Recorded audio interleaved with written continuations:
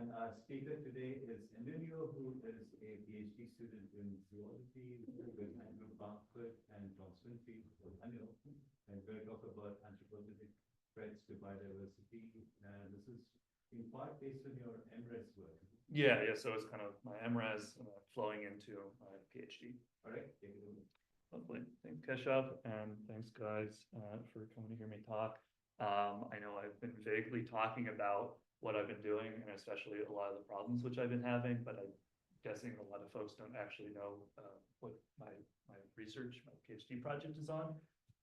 And so this is kind of an introduction to that. I've kept it relatively high level. I'm hoping to use just half of the time for the presentation, and we can kind of discuss.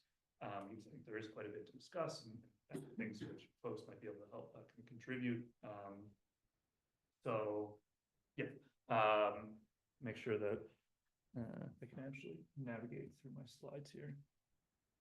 Yeah, cool, that works. Okay, so very brief background. Statement I think is probably not super controversial at this point, especially not to folks in this room, but I think there are quite a few ways in which we can look at this kind of issue of contemporary biodiversity loss. And so one which I've highlighted here is through the IUCN Red List. So these are the folks who, when you see things like threatened, vulnerable, endangered, critically endangered, they're the folks who assess that. And they've assessed over 150,000 species, which is predominantly animal species, and of those, it's predominantly vertebrate species. Those are the most well-assessed taxa, but 28% of species are deemed threatened with extinction, and for mammals, that's 26%, birds, that's 12%. Another way that we can look at this is through something like the Living Planet Index, which looks at roughly kind of 35,000 or so populations across 5,500 or so species, and monitors the kind of population abundance through time, so the number of individuals. And according to this index from 1970, there's been an average decline of about 70% in population abundance. And then a third way, which is kind of relevant to my research, some folks, both kind of folks that people will know, Anil, and then some folks over in my group, in the conservation science group. So Andrew and Tom Swinfield and Allison Ayers, Tom Ball, have been working on this life biodiversity metric, which looks at changes in the amount of habitat practically available to a species, and how that has kind of decreased in contemporary times. And so from this perspective, for species which have lost kind of habitat, they've lost on average 40% from kind of this pre-human baseline. And then overall across the 30,000 terrestrial vertebrates which they assessed, there's kind of this average of a 20% decline. Okay, lots of different ways to look at that. A lot of what we do in terms of assessing species and their threat, or sort of kind of their likelihood of extinction, it has to do with habitat loss, but obviously there are a lot of things beyond habitat loss which potentially will affect different species. Obviously, there's this very heterogeneous effect where some of these things won't affect particular species. Habitat loss pretty uniformly affects most species, and also is kind of the easiest thing to observe with remote sensing. So we can see like forest clearance, for instance, relatively easy through satellite remote sensing. But then there are these kind of more cryptic forms of habitat degradation in the forms of different anthropogenic threats. So things like invasive species, agricultural practices, edge effects, and habitat fragmentation. So kind of the layout of habitat, and hunting, which I'm going to talk about for kind of the rest of the time here. So I was working for my MRes on predicting hunting pressure. I've kind of carried that forward in my PhD and started kind of trying to operationalize it. And then I'm also kind of have in the background projects on agricultural practices and a little bit on edge effects that I'm starting to work on. But I'm gonna focus on hunting for the kind of remainder of the presentation. The framework is similar for the rest of, or at least the framework that we're planning to use is somewhat similar for the rest of the stuff. And then there's this big question of, okay, how do these things interact? How do they come together? How do they, do they have synergistic effects with habitat loss, so on and so forth? But we'll talk about that later. We can talk about that in more detail too in the discussion. Okay, so the first question really here is, how do we actually measure something like hunting pressure, which seems kind of vague. And one way in which we can do this is to draw on local hunting studies. So those red dots here, where they have sampled a species, and they've done this in kind of a special way. So they've gone in and they have collected an abundance estimate in a number of different ways, but roughly you can think of this as the number of individuals in an area. And they've done this with by kind of essentially sampling two different areas. One in which they believe there's a high level of hunting, and one in which they believe there's a low to no level of hunting. So it's kind of a control area and a hunted area. And then from here, the way in which they kind of draw the correspondence between these two study areas is by essentially trying to match them up in as many characteristics as possible, and crucially making sure that any threats that exist in one exist in the other, so that you can kind of think of it as these are the two, same area except for hunting, right? In this kind of counterfactual matching kind of framework. And then from there, literally just taking the ratio of one to the other. Here, for instance, I've got 4 buffalo in one and 6 in the other. So we can kind of say at the ratio is 0.67, we interpret that as hunting has reduced local population abundance by roughly 23%. And so we call this a response ratio. This kind of general concept across ecology. And here we interpret it as if it's 1, then hunting has had no effect, right? Abundance hasn't really changed. If it's 0, hunting has, that means that there's 0 in the numerator, and that means hunting has locally extirpated the species, so it doesn't exist there anymore. We kind of attribute that to hunting. Yep. Last question, clarification. Mm-hmm. When you talk about the number of animals present in some area, I mean, they move, right? So how can you know how many, if you draw a circle like that, maybe at night they go somewhere else and say go to 0. And then I mean, so maybe it's a watering hole somewhere and they all congregate at the watering hole, and then they go away. So what does it mean for animals to be present in the area in the first place? Yeah, obviously there's some noise inherent in that, right? Like for a plant species, the fact that they're not directly mobile on a kind of a short time basis.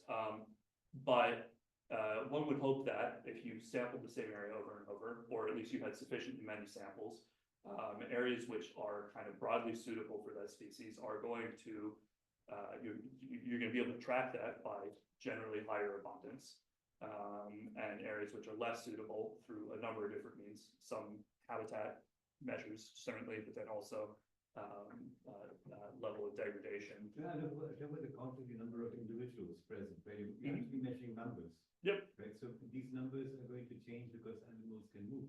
Yep. Birds can fly.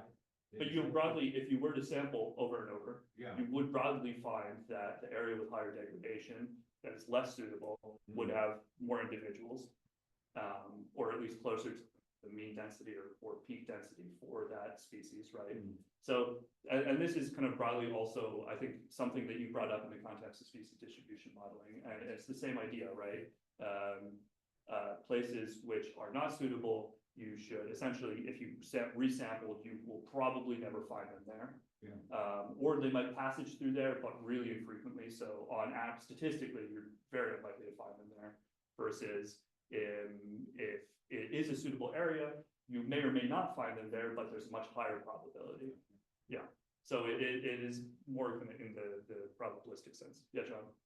There was, and it's a very specific example, but there was a cool study by people here of the badger cull that was to get rid of the badgers carrying bovine TB fleas, and they found that the the population of badgers that survived the cull Mhm. spread more frequently. Mhm. So in fact, the cull was counterproductive. It was counterproductive in the first place, which Yeah. is a separate argument. But it was really interesting because all that said was that the dynamics and the static distribution of badgers was Yeah. different after they were put under pressure. Yeah. It wasn't, there weren't a lot less badgers. They were just spread out over more area faster.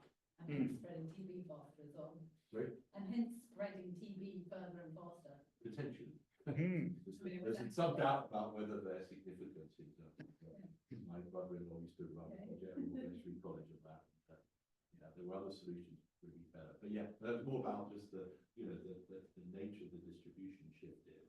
Mm. It's kind of what you change the hunting pattern, you don't just reduce or increase density, you might get a completely different distribution. Yeah, equally, I think you'll see that if the distribution changes, right, like in terms of like badgers now, the ones which are left are more sparsely distributed, then density should change as well. Yeah. So I think you'll see this kind of effect in this measurement in a really noisy way. And also, I mean, as a caveat, and I think so the data set which I'm using, which builds these kind of response ratios from these local hunting studies, the way in which they actually like make these matches is pretty tenuous. I'd say like relatively fragile. They don't use that many different variables to actually make the match, and also it's from roughly 150 studies, and so there's probably some level, or there definitely is some amount of variation between the quality of the matches between studies. So there's 100% a huge amount of noise inherent in this, but we can kind of think that I certainly trust, and I think ecologists are comfortable with saying this is going to, in some capacity, capture the level of local hunting pressure. And this is both legal and illegal hunting. Yeah, so in order to kind of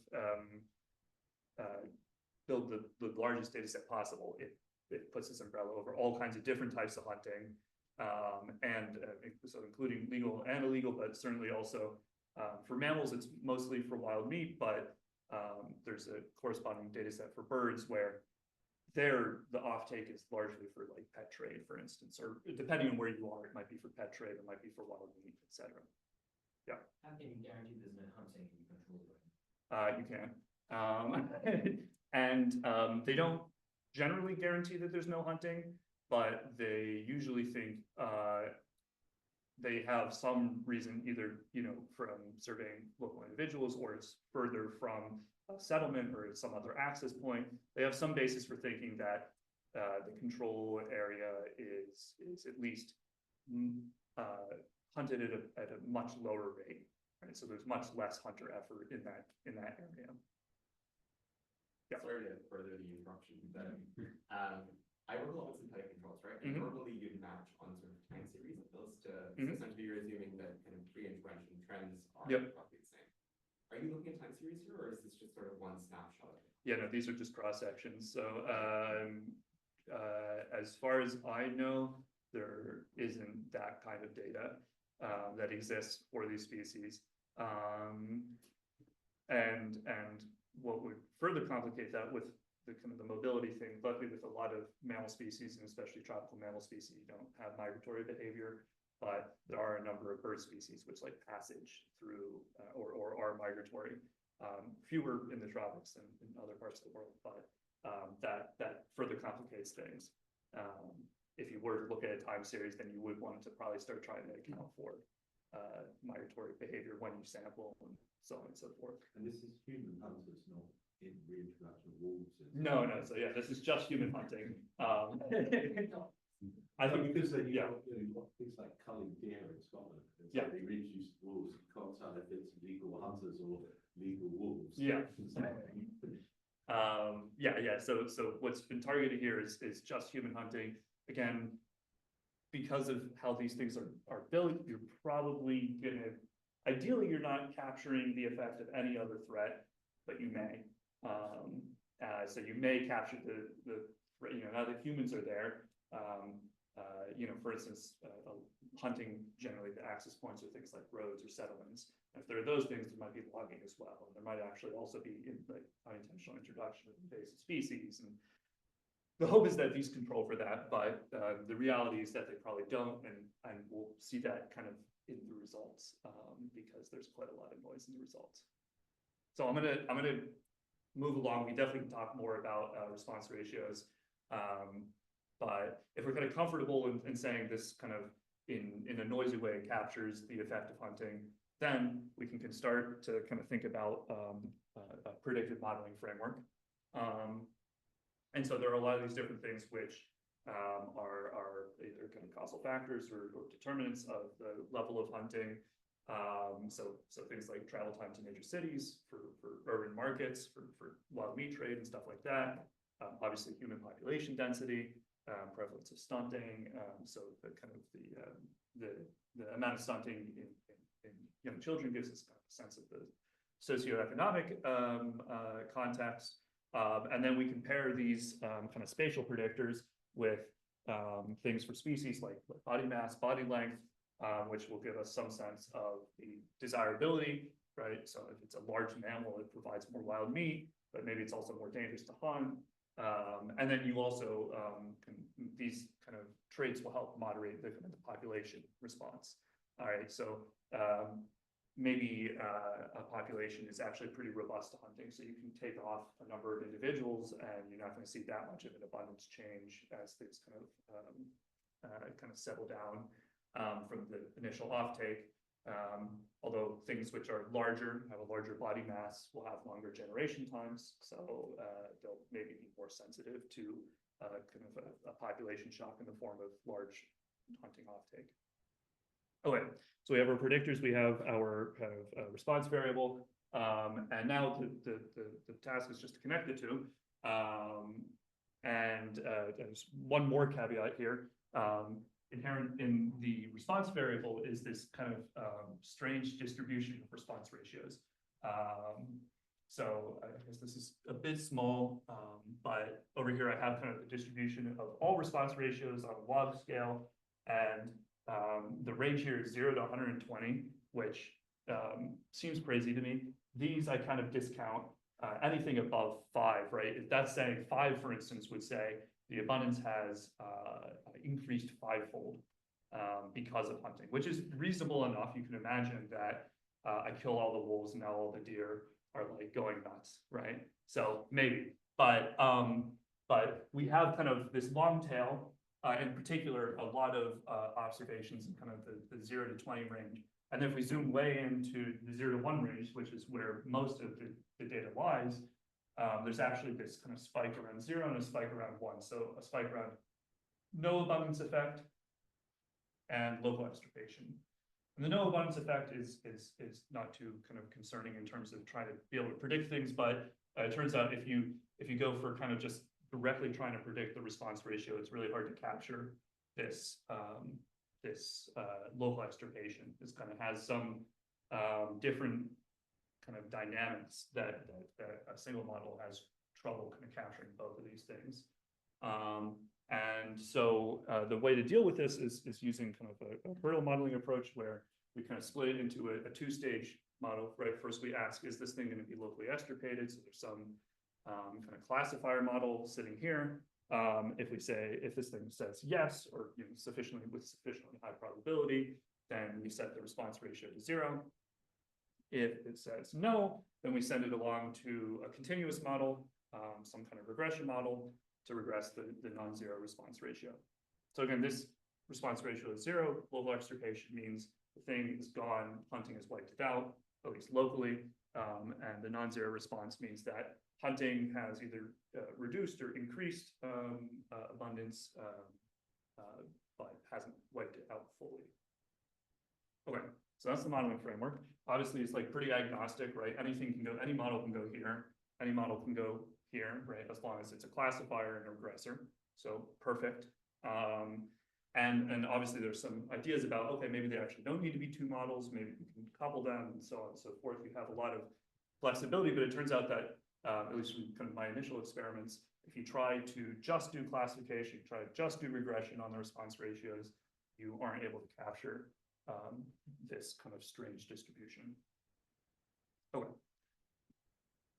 One last thing, and then we get to results. In terms of evaluating the models, there are kind of these different structures within the data that kind of partially bias the data. You find this a lot in ecology, so it's not unique to this study, but for instance, there is kind of biased sampling in terms of species. So I think only roughly 10% of tropical mammal species are actually represented within the data set. And of those, it's kind of a long tail distribution as well. There are some which are much better sampled than others. And so you do want to get some sense, if I'm going to apply these models out to large region, like the tropics, of how well a model will translate from one species to the other, especially if it's, if there is trained data on one, but not trained data on the other. And then similarly, the spatial sampling is kind of biased. And if we're going to apply out to a large area like the tropics, we want to be sure that the models are relatively performant at predicting in space in which they weren't trained. So special kind of cross-validation methods for each of these. And then in terms of the metrics, I'm not going to actually talk about the formulation of the metrics, but there's kind of broadly two classes. One can imagine if we have a particular point like the one in yellow, and we kind of look at the true versus predicted response ratio. So here we're over predicting, right? We predicted that the response ratio is larger than the actual true, and there are a number of metrics which kind of measure this kind of this error, this kind of deviation from the 1-1 line, where predicted equals true. So these are things like mean absolute error, mean absolute percentage error, things like that, root mean squared error. And then there's kind of a second class of metrics which I consider, which is, okay, maybe that's too strict, maybe our data is too noisy, maybe we won't actually be able to completely guess, predict the precise response ratio, but maybe we can kind of roughly put it in the right band, where the bands here are essentially the 4 different classes for response ratio. So local extirpation, when it's 0, between 0 and 1 is an abundance decline. 1 is no abundance effect, and then more than 1 is an abundance increase.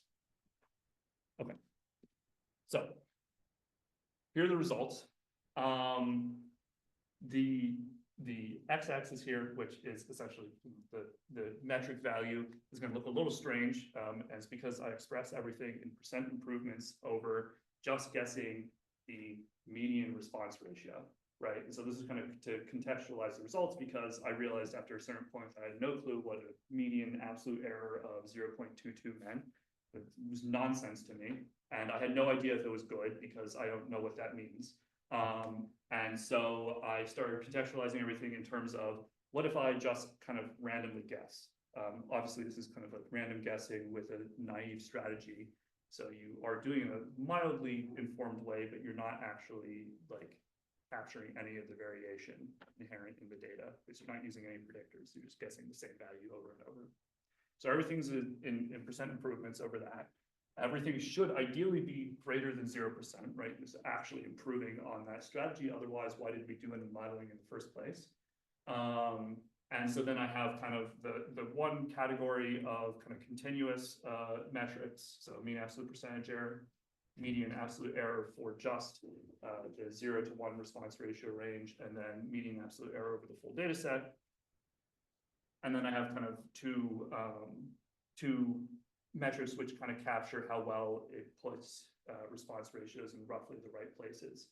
And then I have 3 models. I have a mixed effects generalized linear model as the baseline. So there's kind of a previous study which put together this data set and then used mixed effects linear models for predictions. And then I have random forest and a XGBoost, which is a gradient boosted decision trees. Good. Okay. Generally, what we find is when we just use standard cross-validation, so we're not accounting for the taxonomic and spatial structure of our data, the machine learning methods tend to do quite well. So the error bars are coming off of 5-fold cross-validation, so the variation of cross-folds. For the kind of the continuous metrics, we see that random forests tend to outperform significantly the linear model baseline. They all fall, you know, with some amount of percent improvement beyond just guessing the median. And equally, even though there's quite a lot of variation in it, on average, random forests tend to do a bit better on this kind of. So this is the median across all species, median response rate across all species. As the baseline. As a baseline. Yes, yeah. So it's not capturing any taxonomic or spatial No, variation. understood, yeah, is the response rate, you know, what is it, you showed us the distribution of response rates, but I mean, I guess what I'm trying to say, could you show us again, to see how many, because you have two different scales, I couldn't quite figure out. Yep. Where the scale, how the scale changes. Right, so sorry, yes, this is log scale, this is 0 to, I think, roughly 1,000. So. Oh, it's not a percentage, it's a count. Yeah. Oh, I see, and that's log scale and count as well? Yep. And I can't read the top numbers, at 10 to the power. 10 to the, yeah, I can't see in this projector either. I'm guessing this is 10 to the 0, 1, 2, 3. 1,000. Yeah. I see. And so the first bin is actually all of those values. Yep. Okay. So most of the data falls in the 0 to 1 range, inclusive of the boundaries. Right, so it's what, so it's total what's, let's say on the border of what, 5,000, there's 10,000 species total? There are 3,200 data points. So 3,200 roughly, data yeah. points, got it. Yep. Right, it's very much biased towards between 0 and 1. Yep. Like, okay, that's log scale, so that almost 2/3 of the points are in 0 to 1. Yep. Okay, so if you choose a response ratio, median response ratio is going to be something like 0.7, 0.8, something like that. Yeah, kind of roughly in that range, yeah. Okay, and if you go to your the results slide, please. Mm-hmm. Okay, so this percentage improvement is the percentage improvement over a response of say just 0.8 to everything. Yep.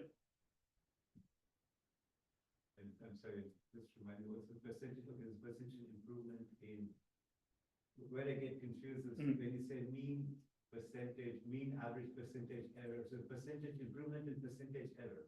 Yeah, so this, the units are kind of wonky, but you can imagine if I just guess the median, I'll get a mean absolute percentage error of 70% or something. And then if I use my actual predictive models, maybe I get 40%. Okay, and that would you come in at 30%, or you got 30% divided by 70%? 30 over 70. Oh, it's a percentage of the percentage error. Yeah, yes. Percentage. I try not to think too much about the units because here I think they're kind of meaningless. So it is essentially percentage improvements. Over the percent error. Yeah, yeah. Okay, so so you're always dividing the baseline with this. Yes, yeah. Okay. Thank you. Yeah, sorry, that's a bit complicated. I didn't kind of talk through that. But then equally with things like median absolute errors, those are in the native units. So those aren't percentages. If you get a median absolute error of 0.4, you actually think of that, well, response ratios actually technically have no units, they're unitless, but they're in the native units, if there were units. They were interpreted as like, I'm 0.4 off in terms of this abundance ratio. Okay, but then the percentage movement is on the 0.4 off. Yes, yes, yeah. The reason I'm asking this, when I haven't seen this kind of thing before. Yep. And I've been doing this for a while. Yep. And when you see a new metric, if you see a completely new metric which is confusing, you have to ask either it's brilliant or it kind of hides something. Yep. This is very brilliant. I just want to make sure I understand it. Yeah, no, the thing I think really which frustrated me here is like in the article, they quote a root mean squared error of whatever, 0.8. Yeah. And I go, what the hell does that mean? Like, is that good? Is that bad? For classification, you have this naive baseline of, okay, if I just like, there are 4 classes and I guess randomly, I'm gonna get it right 25% of the time. Yeah. For regression, you don't usually have this baseline. So you have no idea if like your predictive model actually learned anything, right? Because like, either I can use no predictors and just guess, median, mean, whatever, or I can use predictors and I should get something better than that, right? At least better than that. And often in ecology, I don't think you're gonna get much better than that because there's a lot of noise in your data. And so I feel like this is kind of drawing out that, and we'll see in just a second. Yeah. Yeah, Yeah, I think we normally would call it straw man, what is sort of, Yeah. what would you do if you didn't do anything? Yeah. And so what you would call the median, I would say, is a straw man would be, let's say, let's assume that uniformly it's a response ratio of Yeah. 0.8, for example, and then can it do better than the straw? yeah, and it feels like there ought to be, Yeah, right? but that's a very common approach. Yeah. Thank you, sorry to take it. Yeah, I think I'll switch to the end. Oh, it's sorry. So let's continue. Okay, so now if we do kind of taxonomic and spatial cross-validation, the results are a little bit messier. For again, we get the linear model, random forest, and XGBoost. You can see here, we're now getting suspiciously close to this like random guessing baseline, kind of the straw man argument that Keshav kind of alluded to. Maybe on average, random forests tend to do either as well or slightly better on than the linear model, but the improvement is not as clear. And these bottom two, I'm not going to talk too much about what these actual metrics are, but the ones which say are the response ratios kind of vaguely going in the right place. Of course, you expect these are kind of distributional metrics. So of course you expect median to like guessing the same value every time to do very poorly, right? Because it's not capturing the distribution. So it's kind of nice to see that it's doing better on those, but the really important ones are, is it actually getting the right value, close to the right values? For taxonomic, kind of this taxonomic generalization, we kind of see roughly the same story as with the kind of just random standard cross-validation, where random forests are, again, doing better on average and sometimes much, much better, especially on this kind of median absolute error metrics, which I personally kind of put the most emphasis on. I feel like these are what are capturing the most information. Percentage error is a little bit difficult here, right? Because the denominator is often having very small values, and so they have a tendency to explode. But essentially, the conclusion here is that machine learning methods can improve on the baseline. Spatial generalization is a little bit shakier, and so that needs to be kind of integrated into the downstream product. So into prediction saying, well, this place is actually quite far from any of my study points.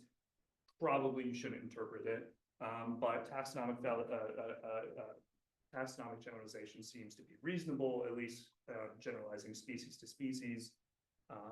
So that is probably less of a concern.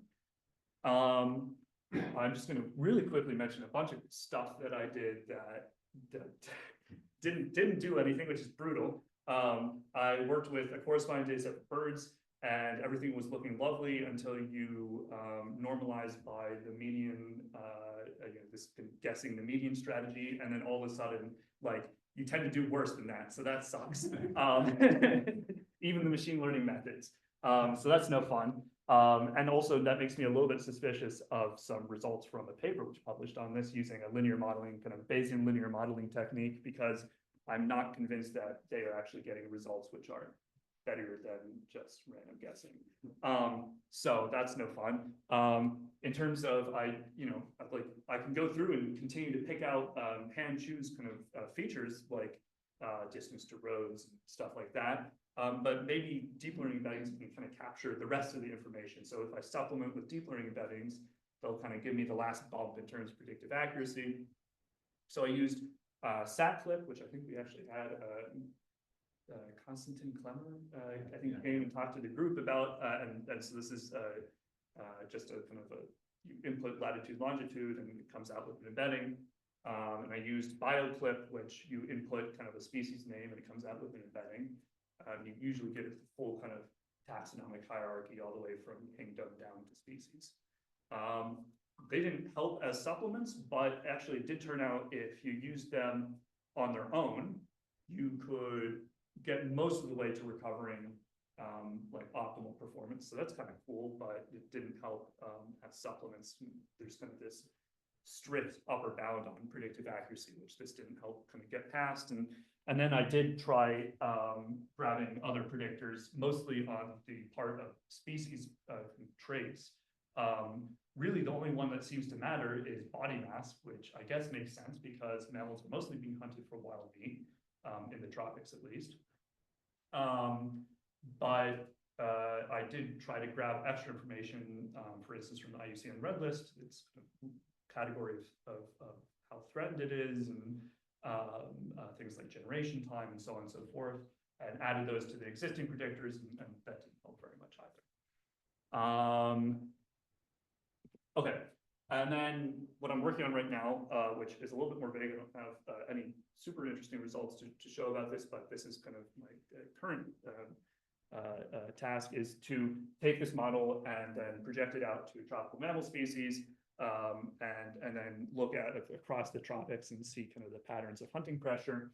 And so the way that this works is I take a mammal species, I have an elephant here, I extract its IUCN range, I constrain this down to just the bits of habitat within its range that are actually suitable for that species. It's called area of habitat. And so usually that will be constraining down the range a bit. And then I project the model within those areas, and I get kind of the level of hunting pressure. So here I've just shaded in the polygons. Actually, it would be gridded, but they're not even actually interpreted at that spatial scale. I doubt it. So maybe some level of aggregation beyond that. And then I'm going to do this for roughly 4,500 species.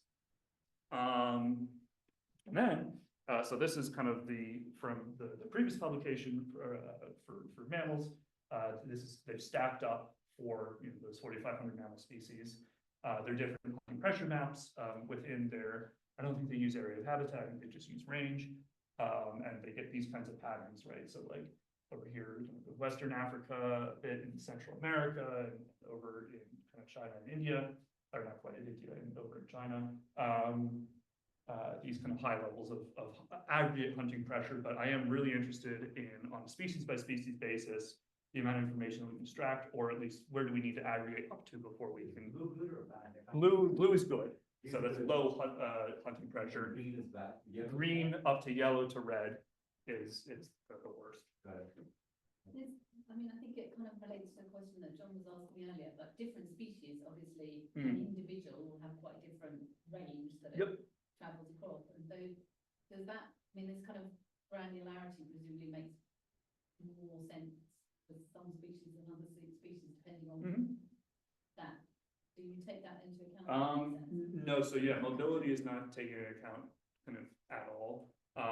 And broadly, I think we should probably know for most species, they're kind of like effective, like each individual is kind of effective area. Here it's trying to kind of smooth out over that to kind of the population, and saying the population is going to kind of occur roughly within these areas, because we think it's in this area in terms of its range. We'll constrain down to like, maybe it doesn't actually exist in forest or something. And so like these bits that are forest, it's not going to be there unless maybe it'll passage through them, but that's not really core habitat for them. So yeah, this is not accounting for mobility. And certainly also this predictive framework is really just a single cross section. It doesn't have this kind of, I don't think it has this time.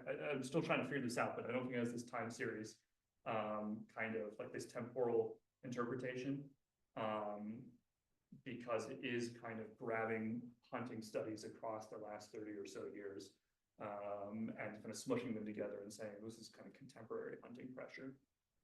And so like one can imagine if there were high hunting pressure here, and then I prescribed some kind of intervention that obviously would change things, and I think there you would need some kind of mechanistic model underlying as well, which is going to kind of underpin those changes. I don't think there's data of high enough quality really to parameterize those models. Yeah. So I must have missed something here. You were earlier predicting the response ratio as a function of the hunting predictive variables, right? And here, what are you doing exactly? You're predicting the response ratios from the hunting pressure. Like predicting the expected decline? Yes, exactly. So this is still just predicting the response Okay, ratios. thank you. So taking the range, constraining on area habitat, predict the response ratios, overlay them for lots of different species. To get kind of an average there. And you know the hunting pressure already. I mean, the thing is, how do you know what's the amount of hunting pressure? I see. What you're saying is, assuming the hunting pressure is a certain amount, this is the amount of response you're going to have. But then different areas will have different amounts of hunting pressure as well. Yeah, so response ratios kind of indirectly capture hunter effort. So there aren't really maps of like hunter effort in terms of effort hours or something. There are maps of, there are studies of like hunting is in this area and so species decline by this much. There's a latent variable of effort. Okay. Effort is implied. Okay. And unfortunately, I have no way, as far as I can tell, there's no way to estimate that unless you use just basic proxies like distance to roads or something. Just to clarify that, then, so is your model basically combining both of those together, basically? Yeah. And you're predicting where has more hunting and where a species more vulnerable to hunting? Exactly, right, yeah, just go right to the abundance response, which captures in part the effort and then how the species respond. Okay, and then the last little bit here is integrating this with the life metric framework. So take the area of habitat, take the predicted hunting, and then think about effectively how this constrains down the amount of habitat available to a species or which is suitable to a species. And this kind of life framework says that there's this nonlinear relationship with amount of area habitat remaining or available, and probability of extinction. Eventually at 0, area of habitat remaining, that goes to 1. So it's very likely to go extinct within next kind of a relatively short time period, I believe. Roughly 100 years is the time horizon there. You can imagine, so if this is my range and I constrain it down to area of habitat, that brings me kind of somewhere along the curve, right? Because of humans, I've kind of constrained down in certain ways. And then if I apply something like hunting, that moves me further along the curve and I can maybe get an estimate of kind of extinction risk or changes in extinction risk due to hunting. So that's the idea. The last 2 slides are bits that I'm kind of currently working on and trying to sort out conceptually and also in implementation because it is a large number of species in a large area. I'm happy to talk about any of this, but that's my last slide. I'll just end there and then we can talk about any of the many slides and the myriad of bits of work. Great. Thank you guys. Ridiculous comment.